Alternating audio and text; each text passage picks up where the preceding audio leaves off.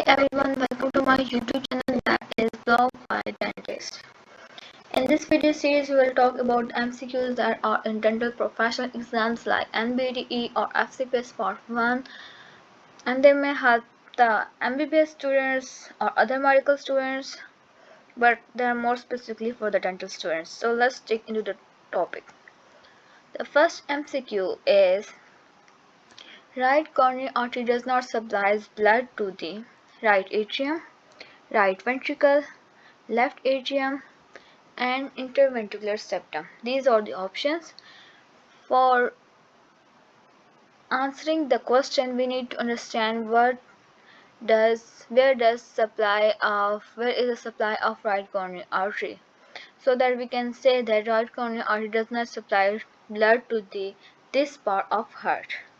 For this, we need to see the diagram. That is, here we can see the diagram of heart, and this is right coronary artery, and these are the branches of right coronary artery. Here we can see this is left atrium, this is left ventricle, this is right atrium, this is right ventricle, and this is interventricular septum. Here we can see that right coronary artery is supplying the right atrium, right ventricle, and part of interventricular septum. So after seeing this diagram, we can answer our first MCQ, that is, right coronary artery does not supply blood to the left atrium because it supplies blood to the right atrium, right ventricle, and interventricular septum. Going towards the second MCQ, that is, if thoracic duct obstructs, swelling will develop in all of the following except upper limbs, lower limbs, abdomen, cerebral hemisphere. For this question to answer, we also need to see the diagram of thoracic duct and its supplies. This is thoracic duct. Here we can see these are branches of thoracic duct that are supplying the upper limbs, lower limbs, and part of face, but they are not supplying the cerebral hemisphere.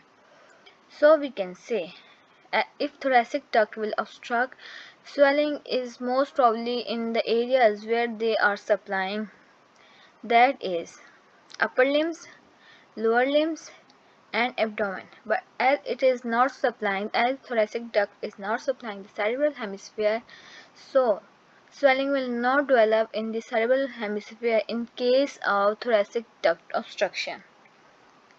Moving towards the third MCQ, that is regarding breast, which is not true. The options are mainly supplied by internal thoracic artery. The second option is that submammary area is relatively avascular. The third option is axillary tail drain into posterior axillary lymph node. The fourth option is that breast is a halocrine gland. For this question to answer, we will go through all of these options to know that what is true and what is not true regarding breast. So the first option is that it is mainly supplied by internal thoracic artery, and here is the diagrammatic representation. This is internal thoracic artery, and this is internal thoracic artery, and here we can see the major portion of the breast is supplied by internal thoracic artery. The small portion of other nerves are also arteries are also supplying, but the major portion of breast is supplied by internal thoracic artery. So we can say the first option, that breast is mainly supplied by internal thoracic artery, is totally correct, as we can see in the diagram. The second option was that submammary area is relatively avascular. This is diagrammatic representation. This is internal thoracic artery supplying the breast. Here we can see the lateral and anterior and upper portion of breast is heavily supplied, while the lower portion of breast, here you can see lower portion of breast is relatively avascular. So we can say that this is submammary area and this is relatively avascular. So we can say that the second option of this MCQ is also correct, so we cannot say it is wrong, as we have to find out the wrong answer. So third option that was in MCQ was that axillary tail drains into posterior axillary lymph node. This is axillary tail, and this is the posterior axillary lymph node. And this tail, this apical tail, lateral tail, and this all central tail, these all axillary tail drain into posterior axial lymph node. These are these ones. So we can say that the third option, that is axillary tail of breast drain into posterior axillary lymph node, is totally correct, because this is axillary tail of breast. This apical, lateral, and central is the axillary tail of breast, and it is draining into posterior axial lymph nodes. So this option is also totally correct. The fourth option was the breast is halocrine gland. To understand this, we need to understand what is halocrine gland and what are the apocrine gland, and on basis of what the classification is, that either this gland is halocrine or apocrine gland. Halocrine gland release whole secretory cell, which later disintegrate to release the secretory products, and the example of this is sebaceous glands.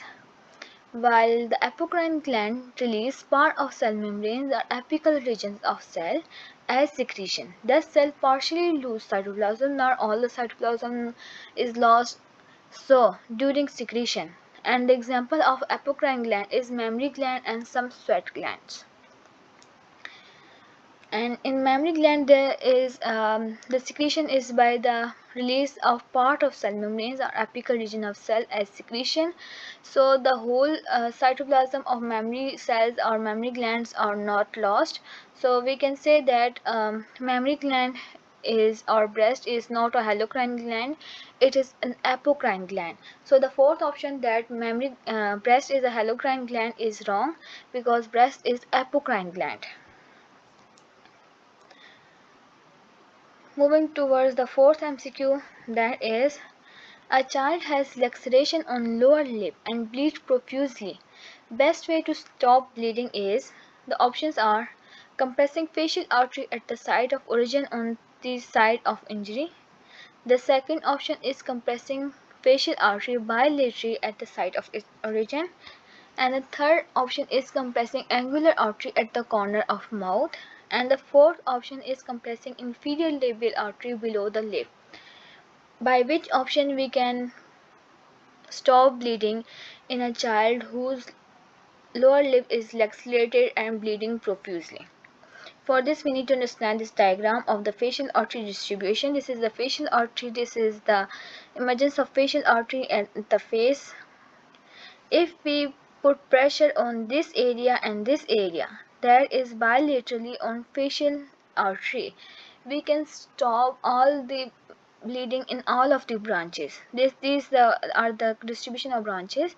We can stop bleeding in if laceration is in lower lip, if laceration is upper lip, if laceration is the angular area or lateral nasal area, and even if the laceration is supratrochlear area. So the best option for this is to compress the facial artery bilaterally at the site of origin to stop bleeding bleeding profusely in the child whose lower lip is lacerated.